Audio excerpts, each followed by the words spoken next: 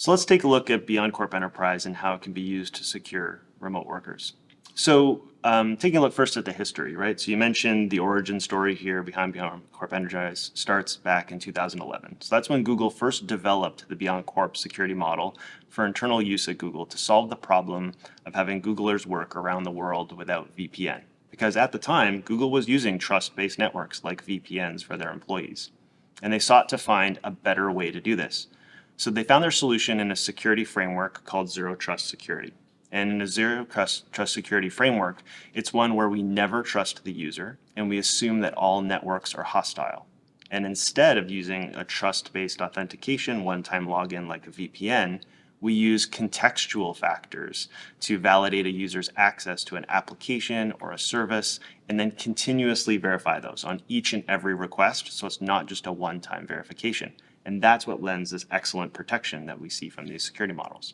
So after Google built that internally, as Nora said, they then made it available to Google Cloud and Google Workspace customers in the products. And then you fast forward to the present, and Google now has BeyondCorp Enterprise as a standalone commercial offering that can add premium security features to Google Cloud and Google Workspace customers, but can also be used by Microsoft customers or AWS customers to protect their infrastructure or applications hosted in those environments.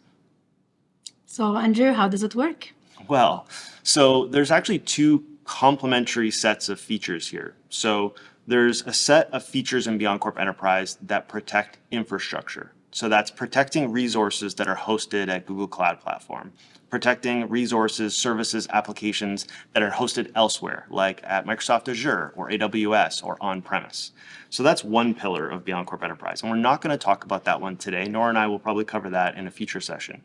Today, we're going to talk about the second pillar, which is really about protecting end users, because that's our use case for today is hybrid workers. Now, the features that support hybrid workers tend to focus on protecting web applications that a user has access to, being able to apply data loss prevention controls to protect against data exfiltration. And the way this works is it starts with Chrome browser as the end user facing client. And BeyondCorp Enterprise will work with other browsers, but it works best with Chrome. So when an end user signs into Chrome, an extension is pushed by policy to that user's browser. And that extension has line of sight to the device, to the network, to the operating system, to pull in all of these contextual factors, including partner signals that might be on the device from other third-party services like anti-malware, to build this full picture of these different contextual factors that can be used to validate a user's access. So for our remote or hybrid workers, what that allows us to do is effectively create a company-managed profile within Chrome that can control access to which applications a user has access to. So once we've actually authenticated a user into an application, we then can actually apply things like data loss prevention controls. So if this is an application where we want one of our users who's remote to be read-only because we don't want them to download data to what might be a personal device, BeyondCorp Enterprise can prevent the download of data. And also thinking about multi-cloud scenarios, perhaps we don't want this user to be able to copy-paste information into another cloud application. BeyondCorp Enterprise can prevent the copy-paste of that data into other applications. And those blocks, the download and the copy-paste, they can be just wholesale blocks or can actually be contextual based on data loss prevention, looking for sensitive data in those documents. Now, these protections with Chrome extend also into some other really interesting areas when we think about remote workers, and that deals with acceptable use. So, what applications do I want these users to have access to? Do I want them to be able to sign into personal accounts? And then protecting them with some of BeyondCorp Enterprise's real-time URL scanning and real-time malware protection, so that if a user is interacting with a system that is potentially behind our firewalls, ensuring that we're scanning files and content so we're not introducing malware into the environment. So this is how it begins to work to form the sort of secure framework around, really conditionally providing access into applications for these users and allowing IT administrators to define group-specific policies by user group.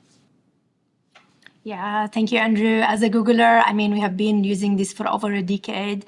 The solution is super easy to use and also flexible. It helps companies not only to improve their security posture, but also give them the flexibility to configure whichever policy that works for them and for their use cases. I think it's really important that you talk about that, Nora, the flexibility and the fact that it's seamless, right? So a lot of times when you think about protecting remote workers today, we're thinking about VPNs and VDI solutions that are kind of clunky and that can also contribute to negative user experience, as well as increases in IT operations costs. Troubleshooting VPN passwords, I've been there. I've been that guy where I can't get my token to work, and I've ended up calling the help desk. So the fact that BeyondCorp Enterprise really is an application layer protection, and it's a single vendor product, it reduces the number of points of integration, which makes it a simpler solution, not only for users, but for IT as well. Right. And of course, there's multiple benefits to this that can be explored. It's really about putting together the set of features that make sense for your use case, right? If it's remote workers where we want to have a read-only posture, it's really locking them down. So there's no download and upload capabilities, but it can also be, things that really focus on better integrating with applications that might be in these third-party locations and doing that within a single vendor solution.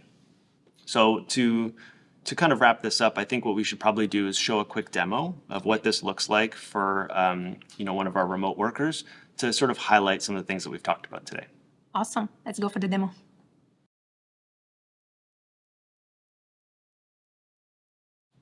So in this short demo, we're going to show a few different use cases for our remote worker interacting with web applications, showing the ability for BeyondCorp Enterprise to secure access to company data. So where this starts is with our end user who's signing into Google Drive. And because they're on a managed device, they're able to access the Drive service, but we don't want them to be able to download data. So when the user goes to download this file, the download will be blocked by company policy because we don't want this user to be able to download this information onto their physical device. Now, this same protection can extend to any web application, even third-party applications. So in this example, we've got a user who's now moved over into Box, and they're trying to do the same thing, download files to their computer. But in this case, we're blocking it because we want Box to be a read-only system, and we don't want these files, which are sensitive, to be on the user's physical device. Now we can see that this protection also extends to uploads because this user tried to upload or exfiltrate data into Box, and we've also blocked that.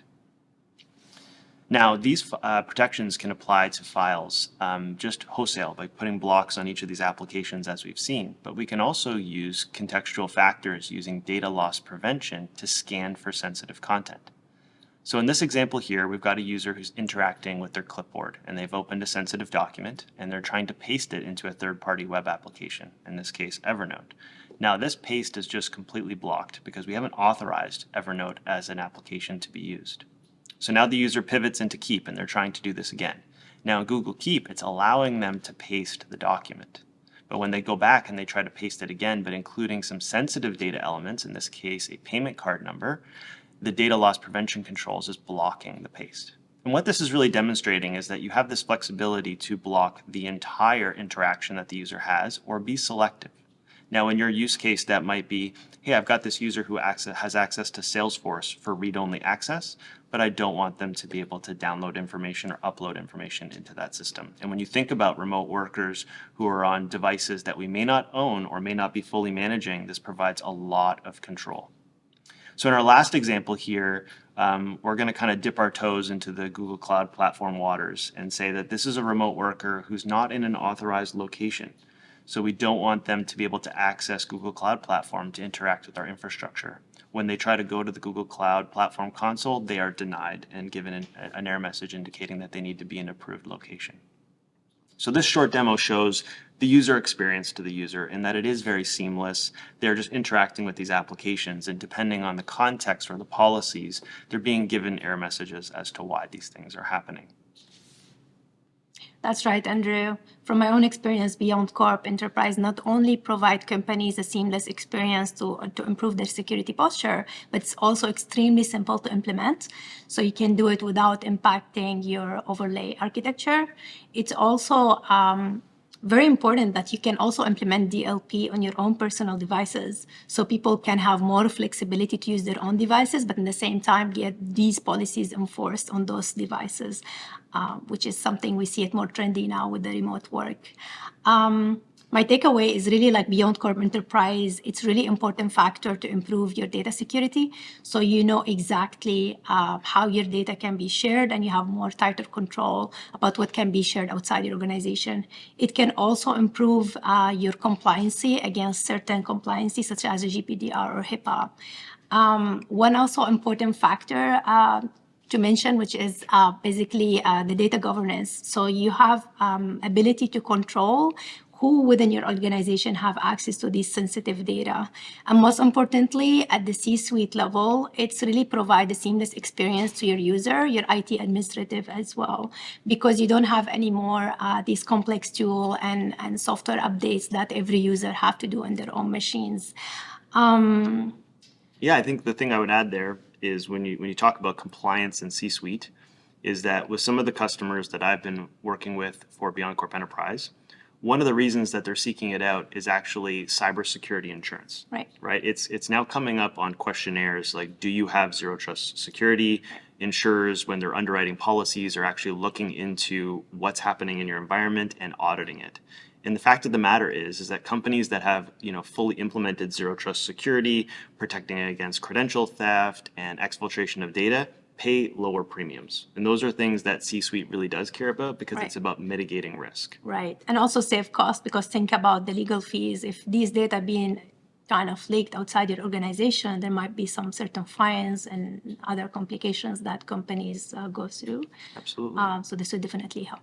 Yeah, the other area I've seen it come up too is in contractual requirements. So customers that deal with state and federal agencies in the US, some government agencies in Canada, financial institutions, it's now in vendor agreements, like around how you actually secure access to your own systems and your own accounts. So there's kind of a mutual, like kind of enforcing the same set of policies that's happening. And if you're not doing these things today, you need to make sure it's in your plans for next fiscal year, because you're going to start to be left behind if you're not embracing zero trust security. Right. That's a really good summary. Thank you, Andrew. No worries. So before we wrap up our demo, let's get to a few pre-submitted questions.